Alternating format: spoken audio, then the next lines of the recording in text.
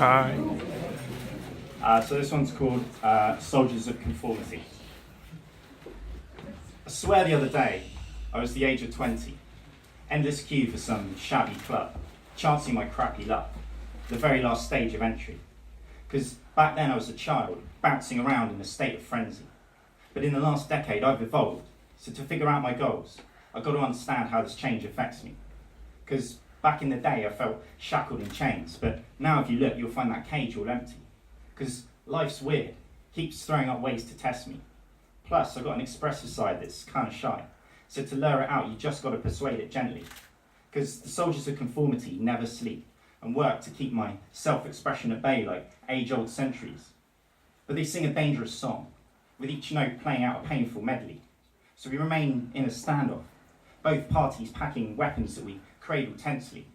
Yet each day I listen to the soldiers less and less. And yeah, in the past I would tend to stress, fixating on issues like a man possessed, palms clammy as I get the sweats. But now I'm more strategic. It's like I'm learning to defend at chess. So when I get carried away being creative and people say I should take a rest, the first thing I do is pause for a minute and suspect a theft. I mean, someone's trying to rob me of my life force. And okay, I'll admit, I'm reciting this wearing a pair of tight shorts. And whilst they're badass, they're probably better worn at the gym, pursuing a range of nice sports. Yet they're my magnet for wonderful queers, helping me attract the right sorts. Because it pays to surround myself with people that will help me flourish. Friends that back my weirdness. So when I start to doubt, they're the first in line to encourage, waving their flags and singing my praises, keeping those conformists at bay as I skip past their cages and dance around naked, ignoring their rules with insolence as I laugh in their faces. Because I've transcended their mundane existence, and I now fight compliance with defiance and consent with dissent. No longer do I bottle up feelings. I'm way more skilled at learning to vent, reacting with righteous indignation to being controlled like it's some sort of cataclysmic and disturbing event. Because if I do stay silent, I know I'll just be filled with burning regret.